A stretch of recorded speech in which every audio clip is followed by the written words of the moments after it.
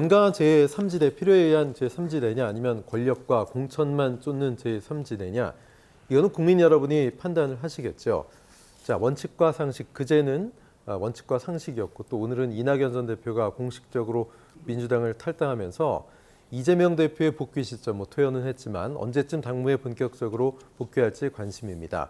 예상보다 좀 빠르게 돌아올 수도 있다 이런 전망도 있는데 건강이 먼저겠죠. 무리한 모습 보이는 것도 근데 뭔가 좀 선거를 앞두고 당대표가 투지를 불사르는 것도 도움이 되지 않냐 이런 시각을 하는 분들도 있는데요. 박 교수님 어떻게 보십니까?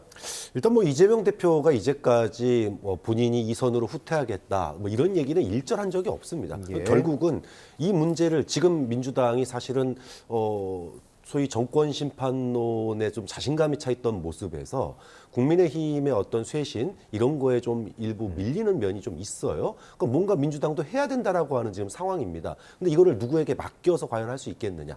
결국 이번 총선은 이재명 대표가 책임지고 갈 수밖에 없는 상황이 되고 있습니다. 그러면 모든 책임을 이재명 대표가 질 거면 거기에 따른 소위 진두지휘도 이재명 대표가 저는 해야 된다고 봐요.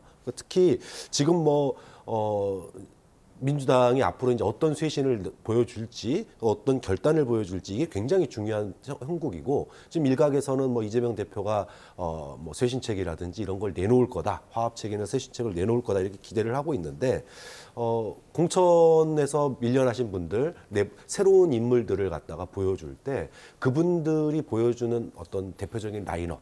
그리고 국민들의 상징성, 보여주는 상징성 이런 것들이 굉장히 중요하다. 이거를 만들어내지 못하면 정말로 그 정권 심판론의 반사 효과 거기에만 기대서 선거를 치러야 되거든요. 굉장히 공세적인 것 같지만 사실은 반사 효과를 노린 선거가 자칫하다가는 한동훈 효과에 밀릴 수도 있습니다. 좀 그런 점에서 지금 민주당은 굉장히 이재명 대표가 스스로 그 결단도 내리고 또는 총선을 진두지휘하는 그런 모습을 지금은 보여줄 때가 아닌가 생각이 됩니다. 추가 탈당 현역들도 좀 있을까요? 어떻게 짧게 좀 예상해 어차피 하위 20% 컷오프가 됩니다. 그러다 보면은 이분들 중에 이제 공천 탈락하거나 컷오프 되시는 분들이 이삭죽기식으로 많이 이동을 할 거예요. 예. 근데 문제는 가봤자 별 볼 일 없다라고 하는 인식이 될 거냐? 아니면 이거 새로 들어온 사람 보니까 오히려 구간이 명관인데 이러면은 이제 호남 같은 데서 대거 이분들이 당선될 수 있거든요. 좀 그런 점에서 아까 이재명 대표가 이제 나설 수밖에 없다라고 하는 거는 부상 투혼 속에서 뭔가를 보여줘야 이재명의 리더십을 이제는 보여줘야 된다.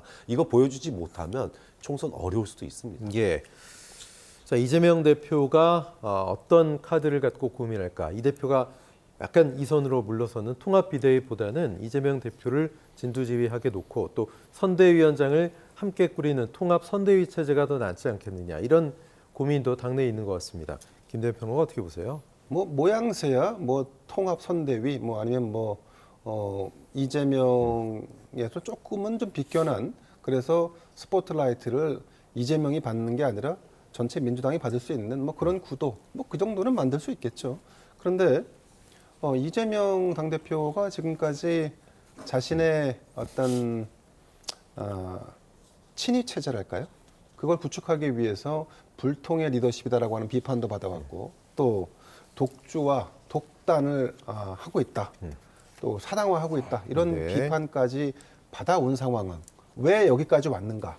그건 결국은 이재명이 살아남기 위해서는 살기 위해서는 이 길로 갈 수밖에 없고 이재명의 민주당, 이재명의 선대위로 갈 수밖에 없는 선택지가 별로 없기 때문에 그 길로 갈 수밖에 없다. 그리고 그 총선에서 그 시험대인 올해 4월에 있을 총선에서 승리하는 것만이 이재명이 살아날 수 있다라고 하는 판단을 본인이 스스로 하고 있는 게 아닌가. 지금 재판도 4건이나 받고 있고 말이죠. 또 당내에서는 일부 이 이재명 지도체제의 누수 현상이라고 할 수 있는 이런 탈당과 또 어떤 분당과 같은 이런 현상까지 나타나고 있지 않습니까? 네. 결국 공천을 내가 하고 그리고 승리도 내가 하고 그래서 결국 대선까지 다시 간다.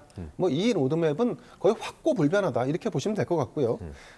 다만 이제 이재명 당대표에게 조금 운이 따를 수 있다는 점은 좀 전에 박창환 교수님 말씀하셨지만 이번 총선이 정권 심판론으로 흘러가고 있다. 그렇기 때문에 이재명 대표 체제는 현재의 어떤 이 복잡한 난관을 잘 슬기롭게 극복한다고 하면 총선 승리 그리고 본인의 여러 가지 어떤 법적인 어떤 그 굴레들 이런 거를 한 번에 벗어날 수 있는 그런 기회일 수도 있겠습니다만 하지만 국민들이 바라는 총선의 모습은 특정 정치인이 자신이 짊어진 모든 어떤 법적인 혹은 정치적인 멍해를 벗어나기 위한 그런 수단과 방법으로 활용하는 데는 동의하지 않을 것 같습니다. 네, 알겠습니다.